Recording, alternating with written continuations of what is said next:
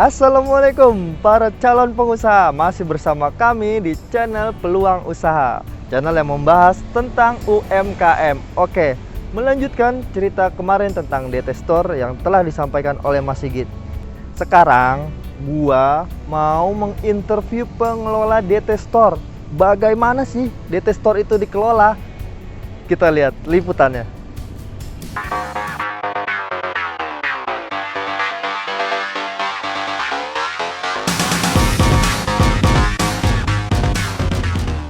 Melanjutkan episode minggu lalu, kita dapat informasi yang padat bergizi dari Mas Sigit.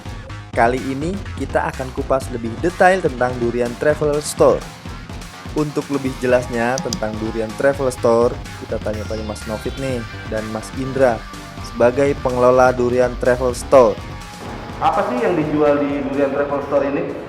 Yang dijual di Durian Traveler Store ini fokus utamanya memang kita menjual durian. Jadi dari berbagai macam durian, durian utuh kayak musangking, terus bawor, terus montong, terus ada lokal juga kayak durian Medan, durian Padang, terus Bangka juga ada. Pokoknya hampir semua durian yang kualitasnya bagus kita jual di store kita. Begitu juga ada frozen juga kita jual juga frozen, terus olahan-olahan tentang durian kita juga lagi on progress. Kira-kira kalau petani mau jual durian ini dengan harga yang Mas tentukan atau dengan harga yang pasaran?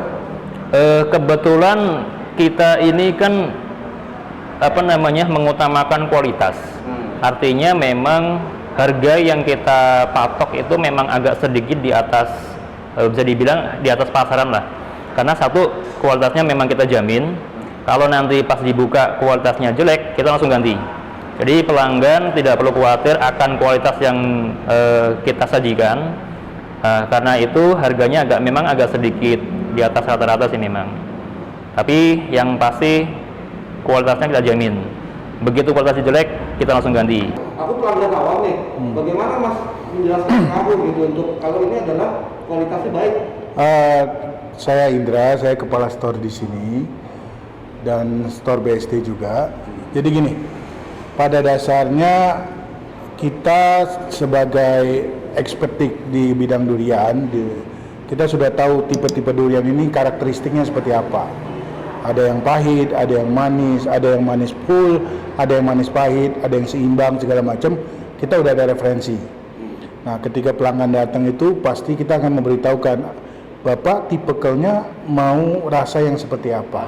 Karena masing-masing pelanggan kita punya preferensi rasa beda-beda. Ada orang yang sukanya manis saja, ada yang suka yang pahit banget, ada yang suka kedua-duanya. Nah, itu masing-masing berbeda. Ketika dia menanyakan, kita tanyakan mau durian seperti apa, oh saya maunya yang manis. Kita preferensikan misalnya durian montong. Itu full manis, tidak akan ada ketemu rasa pahit. Nah, ketika orang itu datang, Mas saya maunya yang pahit, pahitnya legit pokoknya sampai pahit. Kita referensikan durian-durian Sumatera yang memang preferensi rasanya adalah pahit. Ada yang datang, wah saya maunya pahit, manis, lembut, beralkohol sedikit. Nah, itu kita referensikan misalnya musangking. Nah, kembali lagi nanti pelanggannya mau milih yang mana dengan harga yang menyesuaikan tergantung jenis duriannya.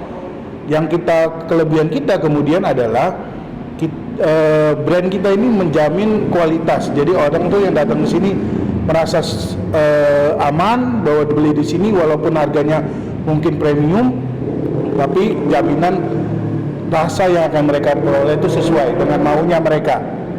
Jadi kita sering dulu kalau zaman kita beli di Mangga Besar misalnya, kita dengan harga berapapun sebenarnya kita sanggup mau bayar asal enak, tapi kan mungkin belum menemukan itu. Nah, biasanya pelanggan kita adalah orang-orang yang mencari kenikmatan atas durian itu sendiri, seperti itu. Strategi apa ke depannya untuk mengembangkan Durian Traveler Store ini, Mas? Menurut Mas ya? Iya, kalau strategi ke depannya sih kita intinya ingin membuka lebih banyak cabang, udah pasti. Kemudian melengkapi jenis-jenis produk kita tidak hanya durian saja. Kemudian mungkin kita akan masuk ke pasar buah-buah lain yang eksotis dari Indonesia, misalnya alpukat, misalnya melon, hidroponik yang punya pasar sendiri. Selain itu kita juga mungkin akan mengembangkan olahan-olahan durian yang notabene masih belum tergarap dengan baik secara kualitas ya. Seperti itu sih. Jadi jikalau petani mau menawarkan produk unggulannya mereka ke Mas, gimana itu caranya kira-kira? Oh, pada dasarnya kan kita ada kontak adminnya Durian Traveler, itu saya sendiri juga. Biasa mereka kontak dan kita akan memberikan pengertian kualitas apa sih yang kita mau kasih. Yang biasa kita terima itu seperti apa. Nah, dan biasanya sih orang-orang yang memang nawarin kita biasa sudah tahu karakteristiknya. Nah, jika walaupun murah tapi ternyata tidak memenuhi kualitas, kita tidak akan ambil. Seperti itu sih, kita seleksinya seperti itu. Sedikit tambahan, jadi untuk kriteria buah dari petani itu kita mempunyai spesifikasi tertentu memang. Jadi sebelum petani itu diikat dengan kontrak sama kita, itu biasanya kita minta untuk sampel dulu. Kalau sampelnya lulus, ya nanti kita bisa bekerja sama jangka panjang. Kalau memang nanti kurang sesuai dengan spesifikasi kita, ya mohon maaf, kita belum bisa membuat kerjasama dengan petani tersebut. Seperti itu. Jadi sekali lagi kita memang menjual buahnya itu spesifikasinya memang agak tinggi. Kita mengutamakan kualitas. Jadi sekali lagi bagi para petani, tolong kerjasamanya. Karena petani di kita itu sebenarnya bisa bersaing dengan di luar negeri seperti Malaysia, Thailand dan sebagainya. Penyakitnya di kita adalah petani itu tergiur dengan harga yang bisa dibilang diiming-imingin di awal, sehingga kualitas yang seharusnya belum maksimal sudah dipetik duluan ataupun dikirim ke para tengkulak. Jadi ya itu tadi, dari sisi kualitasnya kurang.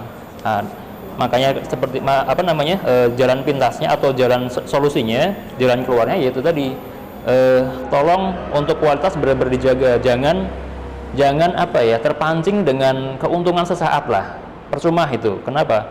Ya mungkin keuntungan itu memang cepat, tapi nggak saya jamin nggak bakal bertahan lama, paling 2-3 tahun selesai. Tapi kalau memang diperhatikan kualitasnya jangka panjang, kita contohnya Malaysia lah. Malaysia itu musangking itu udah berapa lama itu kualitasnya stabil. Musangking dari dulu 2 tahun ke belakang sampai sekarang tuh kualitasnya stabil. Kenapa? Ya kualitasnya dijaga. Mereka nggak peduli dengan iming-iming para tengkulak. Sama aku kasih harga segini lah, tapi saya mintanya sekian ton. Ketika si petani itu kuotanya belum memenuhi, dia tutup mata nih, pokoknya tonasenya harus 2 ton, nggak peduli kualitasnya. Nah itu penyakit di kita seperti itu. Nah kita himbau ke para petani, utamakan kualitas lah, jangan tergiur dengan iming-iming dari para tengkulak. Pesan kita sih seperti itu. Kalau si petani tiba-tiba berubah pikiran dan membatalkan kontrak, ada nggak? Kira-kira jelaskan coba, bisa Oke. Dari Sejauh ini belum ada petani yang kita kontrak secara, hampir petani Indonesia kita hampir nggak ada yang sistemnya kontrak sebelum panen ya. Dan itu pengalaman kita sih di beberapa daerah, saya nggak mau sebut nama daerahnya. Perjanjian-perjanjian itu pada akhirnya tidak berguna juga, karena akhirnya petani begitu ada godaan dari pembeli lain yang mungkin menawarkan lebih tinggi, dia akan ngasih. Padahal itu tadinya udah kontrak sama saya misalnya. Nah, hal itu sering terjadi seperti itu. Jadi begitu udah itu nanti dia tinggal bilang gagal panen. Nah, seperti itu masih sering terjadi. Jadi hampir di Indonesia tuh tidak ada kemudian perjanjian kayak terikat gitu ya, bahwa panen Anda ini buat saya, kita support dalam bentuk apa. Nah, itu belum. Maka itu salah satu alasan kita mendirikan bisnis di hulu, yaitu bentuknya kebun, adalah mengatasi itu, bahwa kita akhirnya bisa memproduksi sesuai dengan kualitas yang kita mau, gitu. Itu salah satu solusi. Walaupun kayak kita juga coba membina beberapa, kayak di Sumatera Barat kita sudah ada yang bisa maintain dengan kualitas, tapi ujung-ujung itu adalah tengkulak, tidak langsung petani, karena masih agak sulit mengedukasi petani ya. Tapi itu menjadi PR kita untuk kedepannya kita akan menciptakan petani-petani yang melek soal itu, bahwa kualitas adalah utama, adalah bisnis berjangka panjang, bukan jangka pendek. Karena pohon durian itu bisa ratusan tahun, jadi kalau kita bisa maintain hubungan itu, ya bisnis akan jalan terus setiap tahun, tanpa harus mikir lah ya. Tahun kira-kira bisa berapa kali ya untuk panen? Panen itu 2 tahun 3 kali maksimalnya, ya. Jadi minimum tuh 1 tahun sekali. Nah, cuman dari Indonesia bagian barat sampai ke timur itu paling 1 bulan saja duriannya kosong. Dalam 1 tahun. Jadi dalam 1 tahun kalau ngomong lokal itu ada terus. Kecuali ada macam-macam kejadian-kejadian alam ya, seperti misalnya tahun lalu itu panas, musim panas yang berkepanjangan hampir setahun. Tahun ini musim hujan yang berkepanjangan selama 1 tahun. Tahun 2020 itu musim hujan dari Januari sampai Desember. Sampai sekarang pun masih musim hujan. Maka itu gagal panen itu sangat tinggi. Nah, tapi kalau misalnya normal, yaitu dan perawatannya bagus bisa 2 tahun 3 kali. Nah, setiap daerah di Indonesia kan tuh terbagi curah hujan ya Mas ya. Artinya mungkin daerah mana yang paling produktif untuk kalau curah hujan yang paling ya, tinggi? kalau di Indonesia relatif sama karena curah hujannya kan tropis semua, dari Sabang sampai Merauke sebenarnya hampir sama. Cuman durian-durian yang kualitasnya agak bagus itu yang mendekati wilayah garis khatulistiwa.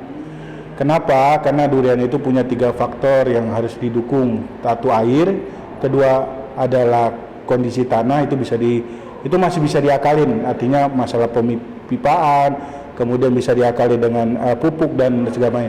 Tapi yang nggak bisa digantikan adalah matahari. Jadi kondisi matahari harus cukup. Maka itu yang paling bagus adalah sepanjang garis ekuator. Nah, Mas, terakhir Mas, punya pesan apa untuk petani tadi Mas yang ini kan udah dari Mas? Saya sih untuk para petani, belajarlah untuk bertani secara profesional, artinya dirawat, jadi bukan hanya dipanen tapi harus dirawat. Ada pengembalian lah dari hasil yang sudah kita dapat, kita tanaman kembali dalam bentuk pupuk, dalam bentuk obat supaya tanahnya kembali subur. Dan kemudian dijaga hubungan baiknya dengan para penjual seperti kita yang di hilirnya untuk berkelanjutan dalam bisnis. Karena itu akan membantu mereka ketika panen raya pun, kalau mereka bisa kita sudah terjalin hubungan dengan baik, kita juga akan jaga dari segi harga dan sebagainya. Seperti itu, yang penting kualitasnya nomor 1. Seperti itu sih. Nah, untuk para pecinta durian, mungkin Anda bisa mengikuti perkembangan mengenai seputar dunia durian dengan menjajaki link di kanal YouTube dan Instagram Durian Travel di sini nih. Tuh, kelihatan kan? Anda bisa langsung datang ke Durian Travel Store yang ada di sini. Semoga informasi tadi menjadi peluang usaha untuk Anda yang ingin memulai sebuah usaha dan dapat mengambil pelajaran dari kisah 2 punggawa Durian Traveler. Sampai jumpa di video selanjutnya dan jangan lupa like, subscribe, dan nyalakan tombol notifikasinya agar kita bisa saling berbagi informasi mengenai berbagai macam peluang usaha. Jangan takut untuk memulai dan semangat kemudian.